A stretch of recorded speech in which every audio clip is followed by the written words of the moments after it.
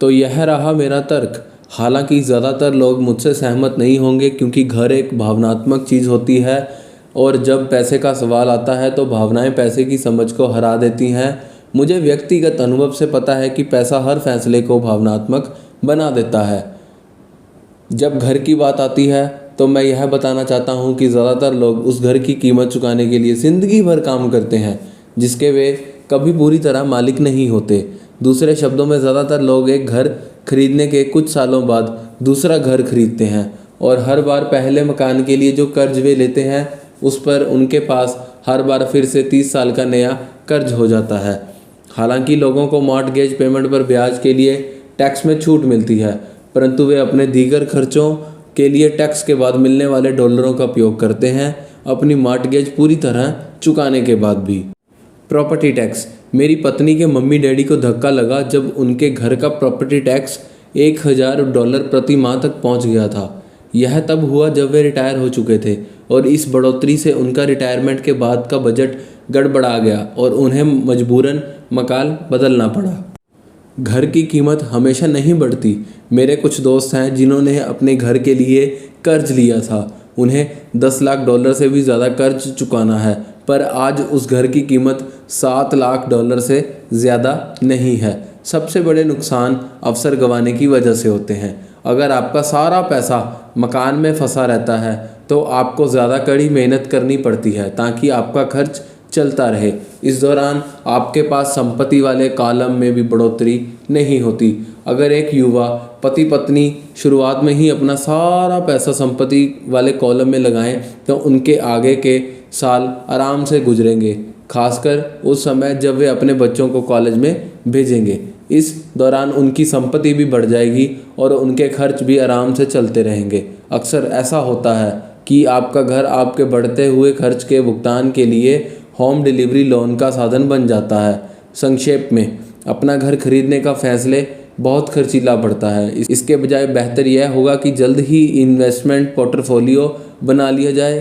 किसी आदमी पर उसका असर कम से कम 3 तरह से पड़ता है।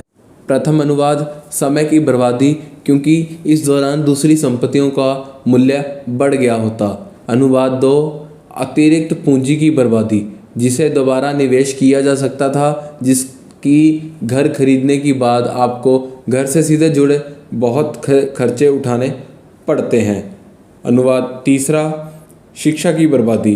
अक्सर ऐसा होता है कि लोग यह मानते हैं कि उनकी संपत्ति वाले कॉलम में उनका घर, बचत और रिटायरमेंट प्लान आते हैं। क्योंकि उनके पास निवेश करने के लिए पैसा नहीं होता, इसलिए वे बिल्कुल भी निवेश नहीं करते हैं। इस कारण उन्हें निवेश का अनुभव कभी नहीं मिल पाता।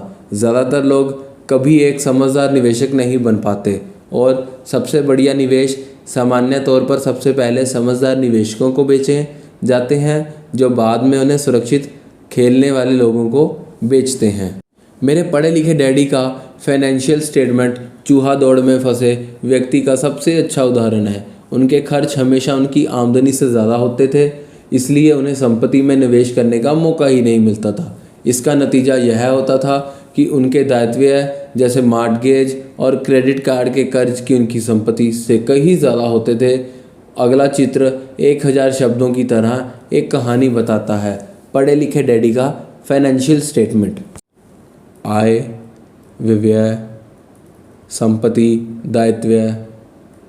दूसरी तरफ मेरे अमीर डैडी का फाइनेंशियल स्टेटमेंट यह दिखाता है कि जी जान लगाकर निवेश कर रहे थे और उन्होंने अपने दायित्वों को कम से कम रखा था। अमीर डैडी का फाइनेंशियल स्टेटमेंट।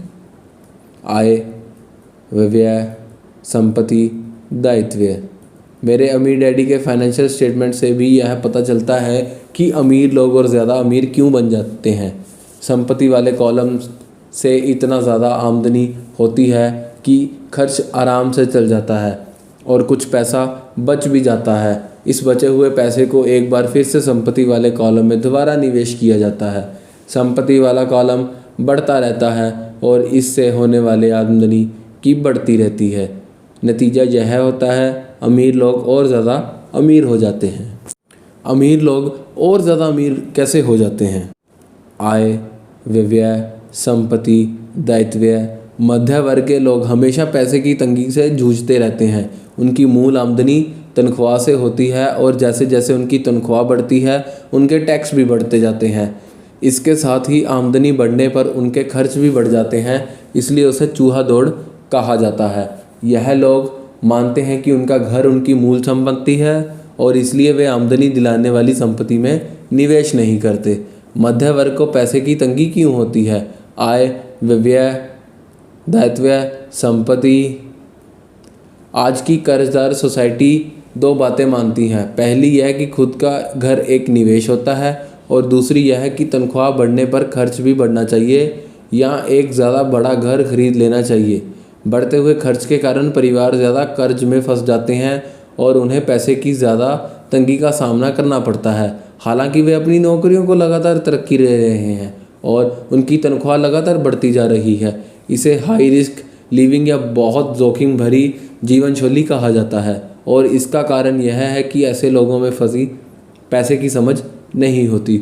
1990 के दशक में नौकरियों में भारी कटौती से यह बात पता चली कि मध्य वर्ग के पैसे के मामले में कितना असुरक्षित है। अचानक कंपनी पेंशन प्लान की जगह पर 401 के प्लान आ गए हैं। सोशल सिक्योरिटी निश्चित रूप से संकट में है और इस रिटायरमेंट का सहारा नहीं बनाया जा सकता। मध्य वर्ग में घबराहट का माहौल पैदा हो गया है। आज एक अच्छी बात यह है कि ज़्यादातर लोग यह बातें समझते हैं, इसलिए उन्हें म्यूचुअल फंड खरीदना शुरू कर दिया है। निवेश में हुई बढ़ोतरी के कारण हमने स्टॉक मार्केट में इतनी तेज़ी देखी है। आज मध्य वर्ग की बढ़ती मांगों को पूरा करने के लिए नए नए म्यूचुअल फंड बनते जा रहे हैं। म्यूचुअल फंड इसलिए लोकप्रिय हैं क्योंकि वे सुरक्षा के प्रतीक हैं। औसत म्यूचुअल फंड खरीदने वाले आदमी नौकरी में, टैक्स और मॉर्टगेज चुकाने में, अपने बच्चों की कॉलेज की फीस के लिए पैसे बचाने में और अपने क्रेडिट कार्ड का हिसाब साफ करने के लिए में ज़्यादा व्यस्त हैं। अपने पास इतना समय नहीं है कि हम निवेश के कारण की कला सीख सकें और इसलिए वे म्यूचुअल फंड के मैनेजर की काबिलियत पर भरोसा करते हैं।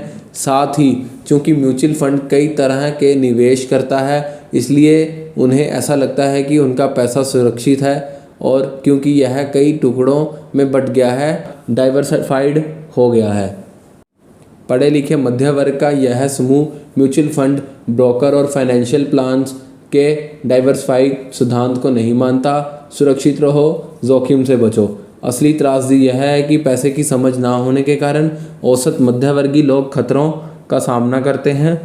उनके सुरक्षित खेलने का असल कारण यह होता है कि उनके पास पैसे की तंगी नहीं होती है, उनकी बैलेंस शीट में बैलेंस नहीं होता, उनकी संपत्ति वाला कॉलम तो खाली रहता है जहां से आमदनी आती है, जबकि उनके दायित्वों वाला कॉलम पूरा भरा रहता है। सामान्य तौर पर उनकी आमदनी का इकलौता साधन ही उनका वेतन होता है। उनका जीवन यापन पूरी तरह से उनके बॉस पर निर्भर होता है और जब सचमुच ज़िंदगी के एक बार आने वाला मौका आता है तो यह लोग उस मौके का फ़ायदा नहीं उठा पाते।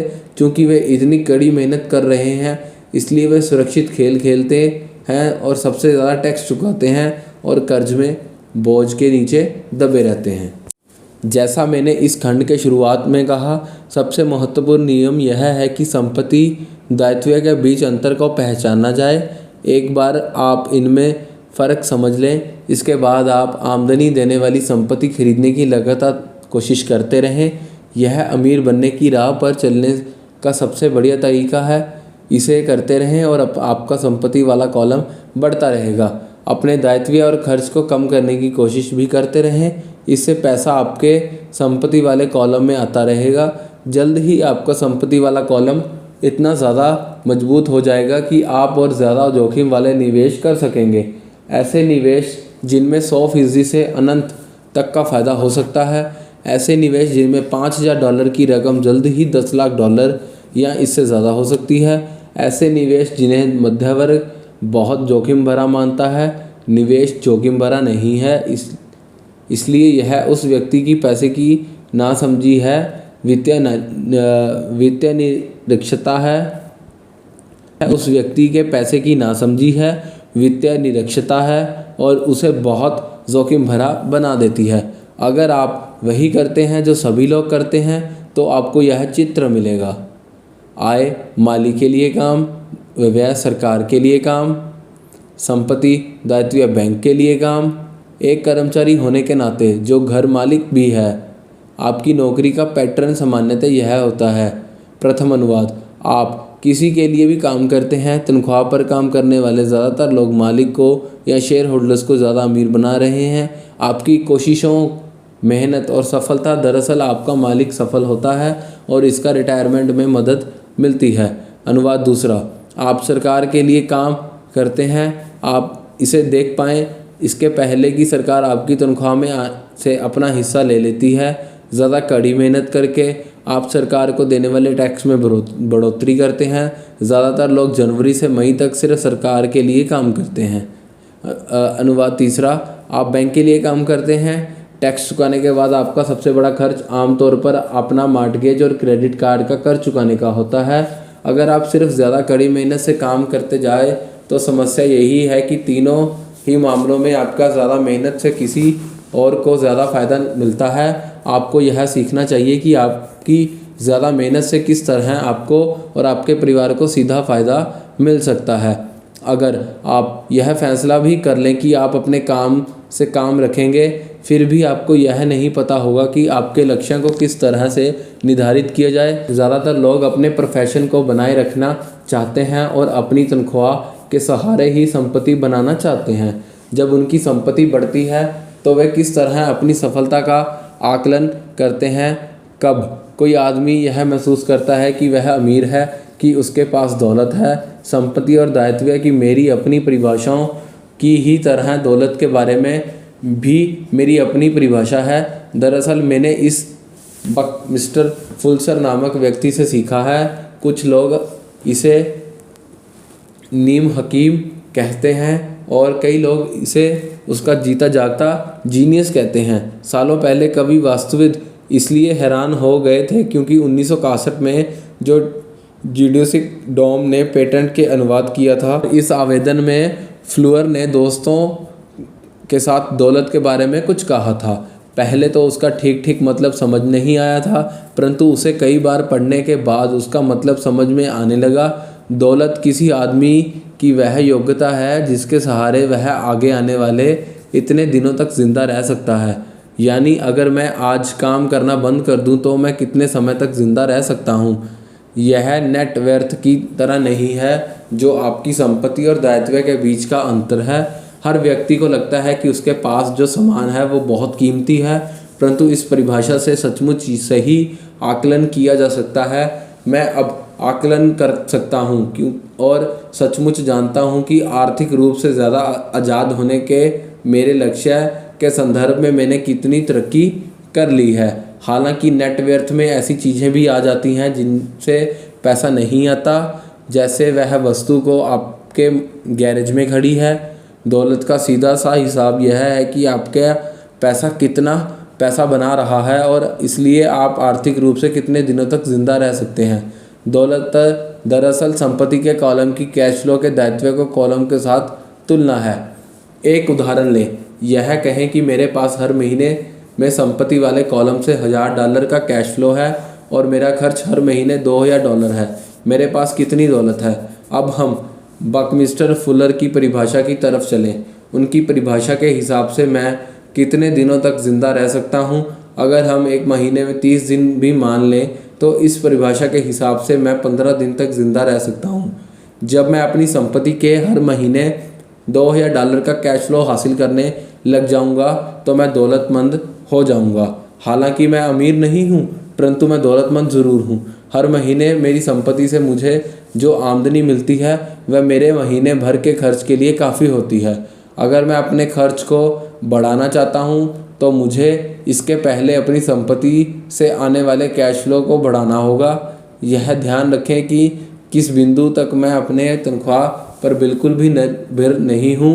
मैंने संपत्ति वाले कॉलम को भरने में जीत तोड़ कोशिश की थी और मैं इसमें सफल भी हुआ था, जिसके कारण आज मैं आर्थिक रूप से ज़्यादा आज़ाद हो गया हूँ।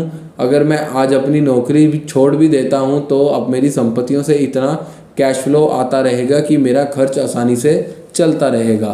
मेरा अगला लक्ष्य यह होगा कि मेरी संपत्तियों में आने वाले अतिरिक्त कैश फ्लो को फिर से संपत्ति वाले कॉलम में निवेश कर दिया जाए।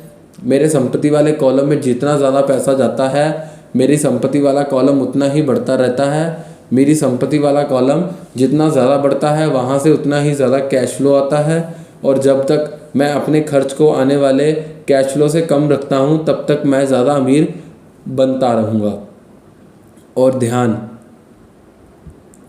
और ध्यान देने वाली बात यह है कि मेरी आमदनी शारीरिक मेहनत से नहीं बल्कि दूसरी जरियों से हो रही है। जब तक पूर्ण निवेश की प्रक्रिया चलती रहती है, मैं अमीर बनने की राह पर तेज़ी से चलता रहूँगा। अमीरी की असली परिभाषा देखने वाले की निगाह में होती है। आप कभी अत्यधिक अमीर नहीं हो सकते। इस आसान सबक को याद रखें। अमीर संपत्ति खरीदते हैं, गरीब केवल खर्च करते हैं। मध्यवर्गीय दायित्व खरीदता है, परंतु यह सोचता है कि वह संपत्ति खरीद रहा है।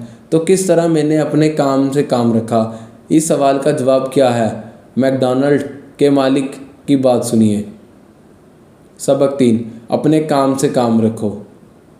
अध्याय 4, सबक 3, अपने काम से काम रखो। 1974 में मैकडॉनल्ड के मालिक रे क्रॉक से आग्रह किया गया कि वे ऑस्टिन के टेक्सास यूनिवर्सिटी में MBA की कक्षा में व्याकरण दें। मेरा एक करीबी दोस्त कीथ किंगम वहाँ MBA कर रहा था। बहुत अच्छी और प्रेरणादायक चर्चा के बाद कक्षा ख़त्म हो गई और विद्यार्थियों ने रे से पूछा कि क्या वे बियर के लिए उनके फेवरेट बार में चलेंगे। रे तैयार हो गए। जब सब लोगों के साथ हाथ में बियर आ गई तो रे ने पूछा, मेरी असली बिजनेस क्या है? कीथ ने कहा। हर कोई हंस पड़ा। ज़्यादातर MBA विद्यार्थियों को लगा जैसे रे मजाक कर रहे थे। किसी ने जवाब नहीं दिया, इसलिए रे ने दोबारा यही सवाल पूछा, आप लोगों की नज़र में मेरा बिजनेस क्या है? विद्यार्थी दोबारा हंस दिए और आखिरकार एक बहादुर विद्यार्थी ने ज़ोर से कहा, रे, दुनिया में ऐसा कौन है जो यह नहीं जानता कि आप हैमबर्गर बिजनेस में हैं? रे हंस दिए। मुझे मालूम था आप लोग यही कहेंगे। वे एक पल के लिए रुके और उसके बाद उन्होंने कहा, लेडीज एंड जेंटलमैन, मैं हैमबर्गर बिजनेस में नहीं हूँ। मेरा असली बिजनेस रियल एस्टेट का है। कीथ ने कहा कि रे ने अपने नज़रिए को समझाने के लिए काफ़ी समय लिया। अपने बिजनेस प्लान में रे जानते थे कि बिजनेस का मूल लक्ष्य हैमबर्गर फ्रेंचाइजी बेचना था, परंतु वे कभी भी हर फ्रेंचाइजी को लोकेशन को नहीं भूले। वे जानते थे कि रियल एस्टेट और उसकी लोकेशन हर फ्रेंचाइजी की सफलता में सबसे महत्वपूर्ण तत्व है। मूलतः वह आदमी जो फ्रेंचाइजी खरीद रहा था और रे कॉक के संगठन की फ्रेंचाइजी चेन का सदस्य बनता था, वह भी उस ज़मीन के लिए पैसे दे रहा था और उसे खरीद रहा था। आज मैकडॉनल्ड दुनिया में रियल एस्टेट का सबसे बड़ा अकेला मालिक है, जिसके पास कैथोलिक चर्चा में से भी ज़्यादा रियल एस्टेट है। आज मैं के पास अमेरिका और दुनिया के दूसरे देशों में सबसे बड़ी कीमती चौराहे और नुक्कड़े हैं। कीथ ने कहा कि यह उसकी ज़िंदगी का बहुत बड़ा सबक था। आज कीथ के पास कार धोने का बिजनेस है, परंतु उसका असली बिजनेस है कार धोने के गैरेज के नीचे रियल एस्टेट। पिछले अध्याय के अंत में हमने यह बताया कि ज़्यादातर लोगों के लिए काम करते हैं, बस अपने लिए काम नहीं करते।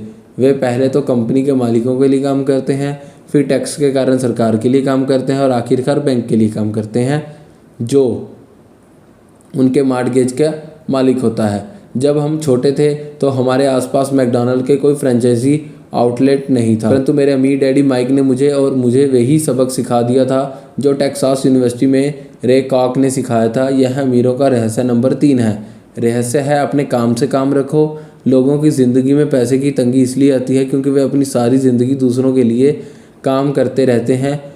कई लोगों के पास तो ज़िंदगी भर काम करने के बाद अपने लिए कुछ नहीं बच पाता। एक बार फिर एक चित्र के 1000 शब्दों के बराबर है। यह एक इनकम स्टेटमेंट और बैलेंस शीट का चित्र दिया गया है जो रे कॉक की सलाह के सबसे अच्छी उदाहरण है। आपका प्रोफेशन, आय, मालिक के लिए काम, व्यय, सरकार के लिए काम, संपत्ति, आपका बिजनेस, दायित्व, बैंक के लिए काम। हमारी वर्तमान शिक्षा पद्धति आज के युवाओं को अकादमिक कुशलता विकसित कर उन्हें अच्छी नौकरी दिलाने के लिए तैयार करती है। उनकी ज़िंदगी उनकी तनख्वाह के चारों तरफ घूमती है। यहाँ ऐसा पहले बताया जा चुका है कि उनकी आमदनी वाले कॉलम के चारों तरफ, और ज़्यादा आत्मिक कुशलताओं को विकसित करने के बाद वे अपनी व्यावसायिक योग्यताओं को बढ़ाने के लिए और उच्च शिक्षा हासिल करते हैं। वे इंजीनियर, वैज्ञानिक, रसोइये, पुलिस अफसर, कलाकार, लेखक इत्यादि बनने के लिए पढ़ाई करते हैं। उनकी व्यावसायिक योग्यता उन्हें काम करने के लिए पैसा कमाने का मौका देती है, परंतु ध्यान रहे वे पैसे के लिए काम करते हैं। आपके प्रोफेशन और आपके बिजनेस में बहुत बड़ा अंतर है। मैं अक्सर लोगों से पूछता हूँ आपका बिजनेस क्या है, और वे कहते हैं मैं एक बैंकर हूँ। फिर मैं उनसे पूछता हूँ कि क्या वे बैंक के मालिक हैं, और सामान्यतः उनका जवाब होता है नहीं, मैं बैंक में काम करता हूँ। इस तरह उन्होंने अपने प्रोफेशन और अपने बिजनेस को एक ही समझ लिया है। उनका प्रोफेशन एक बैंकर का हो सकता है, परंतु उनका अपना बिजनेस कुछ भी नहीं है। रे क्रॉक अपने प्रोफेशन और अपने बिजनेस के बीच के अंतर को बहुत अच्छी तरह जानते थे। उनका प्रोफेशन हमेशा वही था, वे एक सेल्समैन थे। एक समय में मिल्क शेक के लिए मिक्सर बेचते थे और कुछ ही समय बाद हैमबर्गर फ्रेंचाइजी बेचने लगे। हालांकि उनका प्रोफेशन हैमबर्गर फ्रेंचाइजी बेचने का था, परंतु उनका बिजनेस आय दिलाने वाले रियल एस्टेट को इकट्ठा करना। स्कूल के साथ एक समस्या यह है कि आप जो विषय पढ़ते हैं आप वही बन जाते हैं। उदाहरण के लिए, अगर आप कुकिंग का अध्ययन करते हैं तो आप शेफ़ बन जाते हैं, अगर आप कानून का अध्ययन करते हैं तो आप वकील बन जाते हैं, और अगर आप ऑटो मैकेनिक का अध्ययन करते हैं तो आप मैकेनिक बन जाते हैं। जो पढ़ा जाए वही बन जाने में गलती यह होती है कि लोग अपने काम से काम रखना भूल जाते हैं। वे अपना सारा जीवन दूसरों के काम पर ध्यान देने में लगा देते हैं और इस तरह उसको अमीर बनाते हैं। आर्थिक रूप से सुरक्षित भी बनने के लिए किसी आदमी को अपने काम से काम रखने की ज़रूरत है। आपका बिजनेस आपकी संपत्ति वाले कॉलम के चारों तरफ घूमता है, जो आपकी आमदनी वाले कॉलम के विपरीत होता है। जैसा पहले बताया जा चुका है, नंबर 1 नियम है जानना है कि संपत्ति और दायित्व के बीच अंतर होता है। इसलिए हमें संपत्ति ही खरीदनी चाहिए। अमीर लोग अपने संपत्ति वाले कॉलम पर ध्यान देते हैं, जबकि बाकी सभी लोग अपने इनकम स्टेटमेंट पर ध्यान देते हैं। इसलिए हमें यह बहुत सुनने में आता है, मुझे ज़्यादा तनख्वाह की ज़रूरत है, काश कि मुझे प्रोफेशन मिल जाए। मैं एक बार फिर स्कूल जाकर कुछ और प्रशिक्षण लेने वाला हूँ ताकि मैं बेहतर नौकरी पा सकूँ। मैं ओवर टाइम करने वाला हूँ, शायद मुझे कोई पार्ट टाइम काम मिल जाए। मैं 2 सप्ताह में नौकरी छोड़ रहा हूँ, मुझे एक नई नौकरी मिल गई है जिसमें तनख्वाह ज़्यादा है। कई समूहों में ये समझदारी के विचार हैं, परंतु अगर आपके रे कॉक की बात समझ लेते हैं तो आप ऐसा करके आप अपने काम से काम नहीं रख रहे हैं। ये सभी विचार अपना पूरा ध्यान आमदनी वाले कॉलम पर केंद्रित किए हुए हैं, और अगर अतिरिक्त धन का उपयोग आमदनी बढ़ाने वाली संपत्तियों को खरीदने में किया जाता है तभी वह आदमी आर्थिक रूप से सुरक्षित हो सकता है। गरीब और मध्य वर्ग के ज़्यादातर लोग आर्थिक रूप से पुरातनपंथी होते हैं, यानी मैं जोखिम नहीं उठा सकता, यानी कि उनका कोई आर्थिक आधार नहीं होता। वे अपनी नौकरियों के चिपके रहते हैं। वे खेल के सुरक्षित तरीके खेलते हैं। जब कंपनियों का आकार छोटा होने लगा तो लाखों करोड़ों लोगों को पता चला कि जिसे वे अपनी सबसे बड़ी संपत्ति मानते थे, यानी कि उनका घर, वह उनके जिंदा मार रहा है। उनकी घर नामक संपत्ति हर माह उनकी जेब से पैसे निकलवा रही थी। उनकी कार उनकी दूसरी संपत्ति थी, उन्हें जिंदा मार रही थी। गैरेज में रखे $1000 में खरीदे गए उनके गोल्फ क्लब का $1000 नहीं रह गए थे। नौकरी की सुरक्षा न होने के कारण अब उनके पास जीवन यापन का कोई आधार नहीं बचा था। उनके विचार में जो संपत्तियां थी वे पैसे के संकट में समय में उनकी कुछ भी मदद नहीं कर सकती थी।